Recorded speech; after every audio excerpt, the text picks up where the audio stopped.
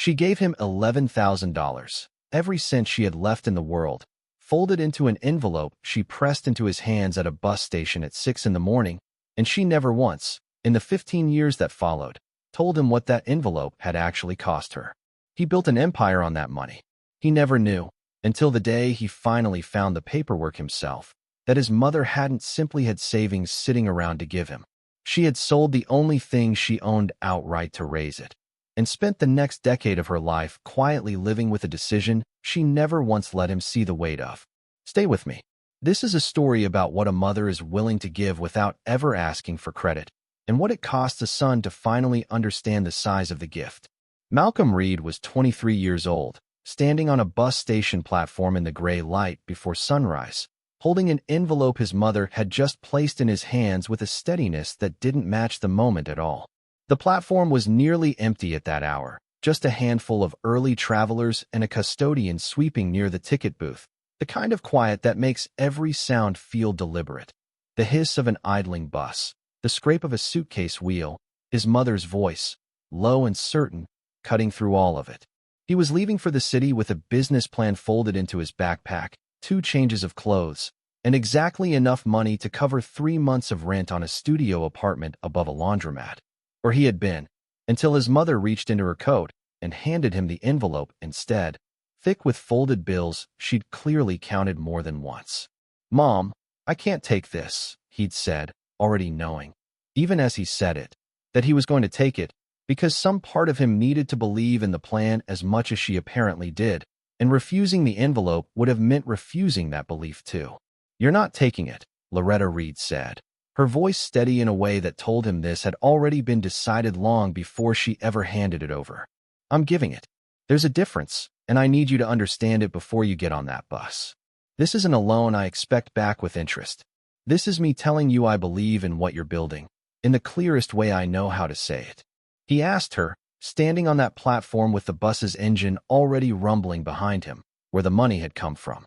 She told him she'd been saving for years, a little at a time. Exactly the kind of vague, reassuring answer a mother gives when she doesn't want her child weighing themselves down with the true cost of a gift. He believed her, because believing her was easier, and because the bus was already boarding, and because at 23, with a business plan burning a hole in his chest, he wanted the story that let him move forward without looking back. He hugged her, promised to call the moment he arrived, and climbed the bus steps without turning around, because looking back at that particular moment felt, somehow, like it might undo his nerve entirely. Malcolm spent the 4-hour bus ride with the envelope in his lap, resisting the urge to open it and count it again, though he'd already counted it twice in the station bathroom before boarding. He watched his hometown thin out through the window, the strip malls giving way to farmland, the farmland giving way to the first signs of the city skyline, rising hazy on the horizon. And he thought, the way a person thinks in the hours before a life changes, about all the specific choices that had led to this envelope existing at all. He knew his mother worked 2 part-time jobs. He knew money had always been tight, carefully managed, allocated to the essentials with almost no room left for anything else. What he didn't fully let himself consider, staring out that window with $11,000 in his lap, was how a woman with that kind of budget could possibly have $11,000 sitting anywhere accessible enough to hand over on a Tuesday morning. He let the question surface once, briefly, somewhere around the 2nd hour of the ride, and then set it aside the way a person sets aside a thought they aren't ready to hold yet, telling himself there would be time to ask properly once he was settled, once the business was off the ground, once gratitude could be expressed the right way instead of rushed through on a departure platform. That later conversation, the properly grateful one he kept meaning to have, would not happen for 15 years. Loretta Reid had not, in fact, been quietly saving for years. She had $11,000 because she sold the small parcel of land her own mother had left her. 2 acres on the edge of town that had been in the family for 2 generations, worth more in sentiment than in market value, but worth everything to a woman who had always imagined it as the one thing she owned outright, free and clear, a piece of ground nobody could take from her no matter what else went wrong in her life. She had walked that land as a girl. She had scattered her own mother's ashes along its tree line, in a spot she visited every spring to check on the wildflowers that grew there without anyone planting them. She sold it to a developer for less than it was worth, because she needed the sale to close fast, before Malcolm's bus left, before his nerve failed him, before the version of him standing on that platform ready to believe in something bigger than either of them had a chance to talk himself out of it. She signed the paperwork in a rushed meeting on a Thursday afternoon, alone, telling the developer's assistant she didn't need time to think it over, though something in her chest ached the entire drive home from that office. The specific ache of closing a door she'd always assumed would stay open for the rest of her life. She didn't tell Malcolm any of this. Not that week. Not the next year. Not for 15 years. Because she understood something about her son that he didn't yet understand about himself. That if he knew what the money had actually cost her, he would spend the rest of his life trying to pay her back for it instead of building the thing the money was meant to build. She went back to renting the small house she'd always rented instead of the one she'd once dreamed of owning outright on that land. A modest single-story place she'd sketched out in her head over the years. A porch facing east to catch the morning sun, a garden along the side, where the wildflowers already grew wild. She kept driving the same car 3 years longer than she should have, patching it together with a mechanic down the street who gave her a family discount out of respect for how long she'd been a customer.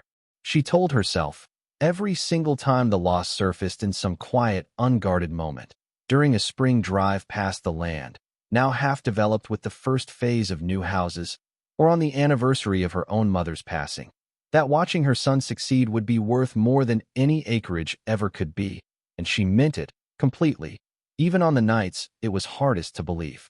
If you're finding this story as moving as I did putting it together, take a second right now to hit that subscribe button and drop a comment. It genuinely helps these stories reach more people who need to hear them, and I read every single one. Now, back to Loretta and Malcolm.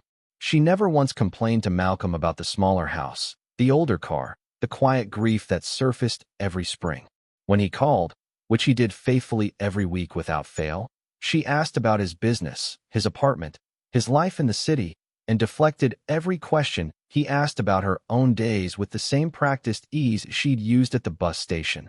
Vague, warm, reassuring answers that gave him nothing to worry about and nothing to feel guilty over.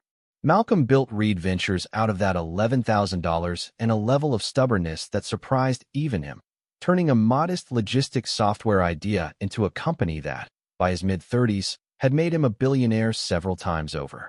He called his mother every week, without fail. This was not a story about a son who forgot to call. He visited for holidays.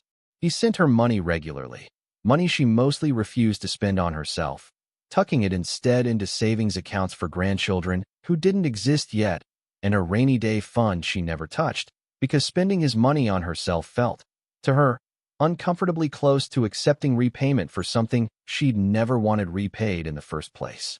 What he didn't know, across those 15 years, was the shape of what she'd actually given up to make his beginning possible. He assumed, the way people often assume about the sacrifices made on their behalf, that the story he'd been told at 23 was the whole story, that his mother had simply had savings, that the envelope had cost her inconvenience rather than something she'd spent her whole life quietly grieving in small, private moments he never witnessed because she made sure he never had reason to. He built. He expanded. He hired his first employee out of a coffee shop, then his 100th out of an actual office, then his 1,000th out of a headquarters building with his company's name on it. Every milestone, he called her first, and every time, she told him how proud she was, and meant it completely. The pride never once tangled up in any accounting of what the milestone had personally cost her to help make possible. The truth came out by accident, the way these things often do, when Malcolm was helping his mother move into a smaller, more manageable house after a minor health scare convinced them both it was time for her to stop maintaining a place with stairs and a yard she could no longer easily keep up. Going through a box of old paperwork she'd kept in a closet for decades, tax returns, old insurance policies, the kind of documents everyone keeps and nobody ever needs again. He found the original deed to the 2 acres, a sale agreement dated the same week he'd left for the city, and a folder of correspondence with the developer who'd bought it, including a letter in which Loretta had asked, apologetically, whether the closing could possibly happen faster than the standard timeline, because She needed the funds available by a specific date. Malcolm sat on the floor of that closet for a long time with the folder in his lap, doing the math in his head, understanding finally what 15 years of vague answers had actually been covering. He found his mother in the kitchen, unpacking dishes into a new cabinet, humming quietly to herself the way she always did while working, and held up the folder without saying anything at first because he didn't trust his voice yet. "You sold Grandma's land," he said, once he'd found the words. "That's where the money came from, not savings. You sold the one thing you ever owned outright." Loretta set down the plate she was holding, slowly, the way a person sets something down when they know a conversation they've been avoiding for 15 years has finally caught up with them.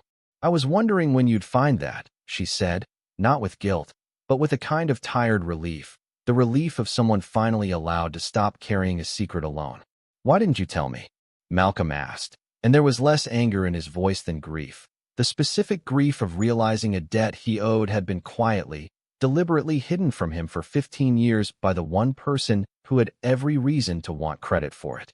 "Because you were 23, Loretta said, sitting down at the new kitchen table in the new house, gesturing for him to join her the way she had 100 times before at 100 different tables over the years. "If I'd told you what that land actually meant to me, you would have spent every year since trying to buy me a bigger piece of land to make up for it, instead of building what you were actually meant to build. You would have carried my sacrifice around like a debt, instead of using it like fuel. I didn't give you that money so you'd owe me something, Malcolm. I gave it to you so you'd have a running start. Those are different gifts, and I needed you to receive the second one, not the first." She told him about the spring visits to the land before it sold, about scattering his grandmother's ashes along the tree line, about the porch she'd once sketched out in her mind facing east to catch the morning sun. She told him all of it now, plainly, because the 15 years of protecting him from the weight of it had finally done its job. He'd built the thing the money was meant to build, and there was nothing left for the knowledge to derail. Malcolm sat with that for a long moment, understanding, in a way he hadn't quite let himself understand before, the particular kind of love that gives without narrating its own cost, the kind that considers a full account of the sacrifice a burden placed on the receiver rather than a gift completed by its own honesty. Malcolm didn't try to buy his mother a replacement piece of land, understanding finally that this would have been exactly the kind of transaction she'd spent 15 years trying to protect him from making. Instead, he asked her what she actually wanted now, having learned, somewhere in the years since he'd left that bus station, that this was always the better question to start with, the one he should have asked from the beginning instead of assuming he already knew the answer. She told him, after some thought, sitting quietly at her new kitchen table with her hands wrapped around a cooling cup of tea, that she'd like to see something built on the exact parcel she'd sold, something that would let the land keep meaning something to the family even though it no longer belonged to them, something that honored the wildflowers and the spring visits rather than trying to erase or replace what she'd given up.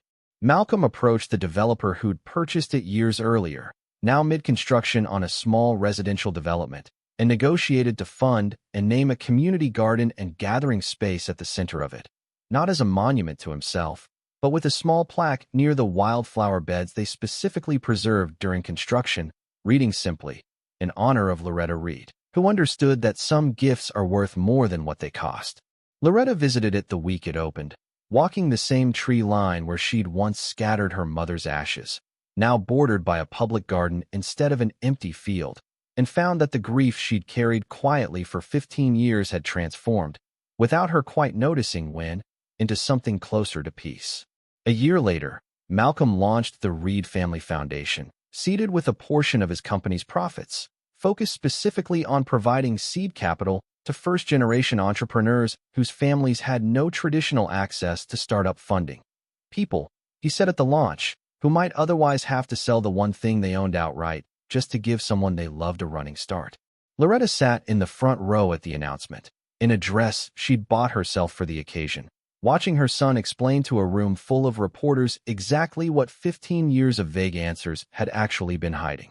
"My mother taught me that the biggest gifts often look smaller than they are," Malcolm told the room, "because the person giving them doesn't want you carrying the weight of what it actually cost. This foundation exists because I believe more people deserve a running start without having to sell the one thing they own outright to get it. And because my mother deserves, 15 years late, to hear exactly how much that gift was actually worth.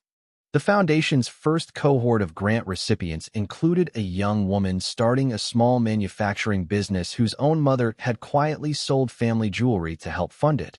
A story Malcolm recognized instantly when he read her application, and he made sure, this time, that both mother and daughter received public recognition for the sacrifice together, refusing to let the story disappear into vague, protective silence the way his own had for so long.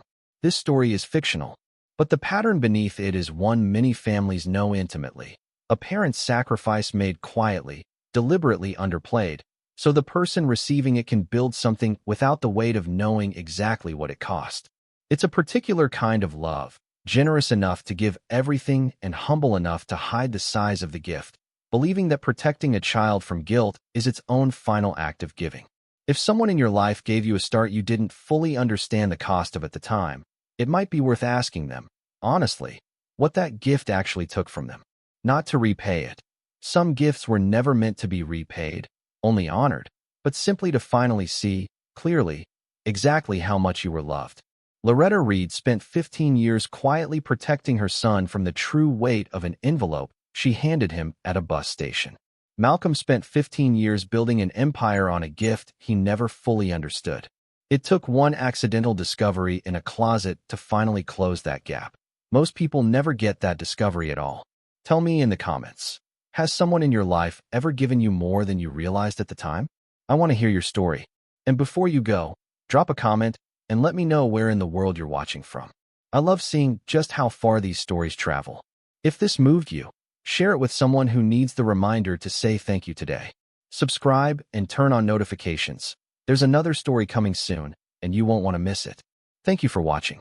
May you always know the true size of the gifts you've been given.